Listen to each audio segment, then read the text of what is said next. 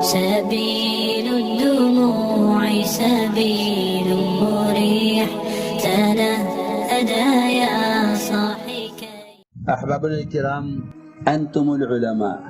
الله سبحانه وتعالى جعلكم قادة وزيارتكم عبادة، والله سبحانه وتعالى أكرمكم بالعلم، وهذا العلم أفضل وراثة. نحن نتعلم علم الفرائض. ما معنى علم الفرائض؟ علم الفرائض علم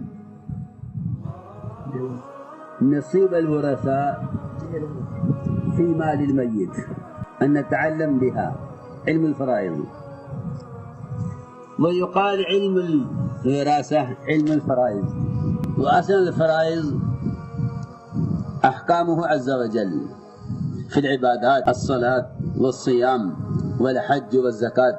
إذا سمي علم الفرائض في هذا المال الذي تركه المتوفي، فهذا علم الفرائض، وأداؤه يفرض على الوارث. لو تكون ابنته في هذا البلد أو يكون ابن المتوفي في تلك الدولة، فعليه إبلاغ نصيبه من هذا المال المتوفي، إبلاغ نصيبه إليه، هذا يفرض عليه. هذا علم الفرائض. فما حكم العلم الذي عليه مدار الآخرة؟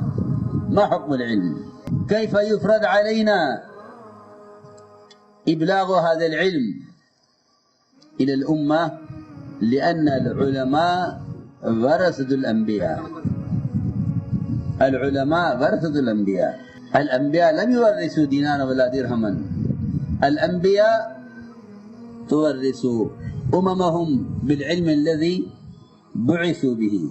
فالله سبحانه وتعالى انتخبكم وأكرمكم بالعلم وعلمكم هذه الأمانة، فعلينا أداؤه. من لم يشعر هذه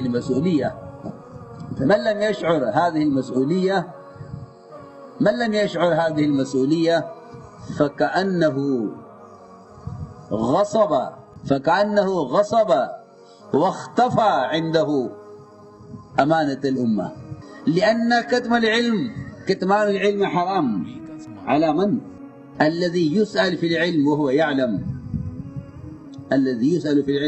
يعلم، ولا يجيبه ولا يدله إلى الخير، فهذا كما هذا من كتمان العلم، هكذا الذي لم يسأل في العلم، العالم الذي لم يسأل في العلم وحوله الجهلاء، فالكتمان العلم من هذه الجهلاء كذلك يدخل في هذا الوعيد. العلم أمانة. كالرجل الذي في الصحراء وليس عنده الماء، فيموت عطشانا، فيموت ظمآنا، والذي عنده الماء ولكن لا يسقيه. فماذا تقولون في هذا الرجل الذي عنده الماء في الصحراء ويموت جنبه رجل عطشانا وظمآنا وليس عنده الماء؟ ماذا تقولون في هذا الرجل والذي لا يسقيه، وهو يقول هذا الماء ماء لي، لو يشتري بهذا الثمن لأبيعه، لو يشتري هذا الماء بهذا الثمن أبيعه، وليس عنده الثمن، لا يشتري الماء ويبقى فيه حياته، لا يستطيع. فماذا تقولون في هذا الرجل؟ هل في بالكم، هل في ظنكم أظلم من هذا الرجل؟ هل في ظنكم أظلم من هذا الرجل الذي عنده الماء؟ يقال هذا أظلم الناس، ولكن لو مات جهلا وارتحل من الدنيا ولا يعلم، ماذا يريد ربه عز وجل.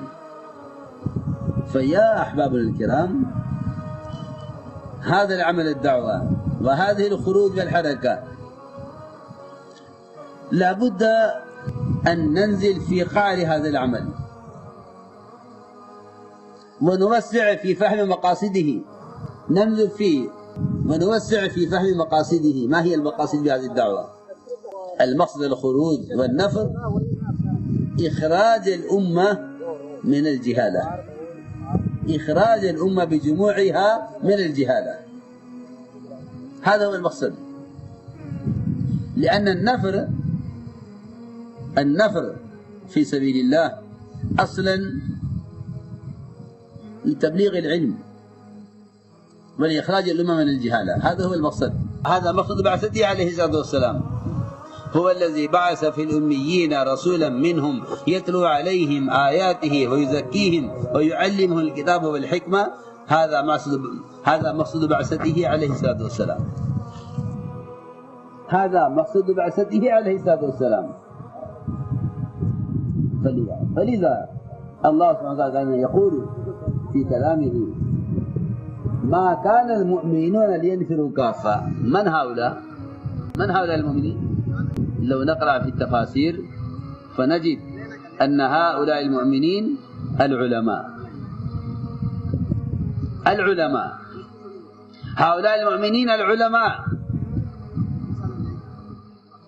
لماذا منعهم عن النفر كافة في وقت واحد؟ ما قال لا ينفروا كافة، بل قال لا ينفروا كافة في وقت واحد. فلولا نفر من كل فرقة منهم طائفة ليتفقهوا في الدين، لأن العلماء عليهم مسؤولية تعليم الدين، بعضهم في خدمة الفتاوى، بعضهم في خدمة التعليم، بعضهم في خدمة الأحاديث، بعضهم في خدمة الإمامة، بعضهم في خدمة التصنيف والتأليف، شعب الدين. ولكن ما قال لا ينفروا، بل قال لا ينفروا كافة في وقت واحد. يا زهور الروض من آلاف السحاب، منسوج العطران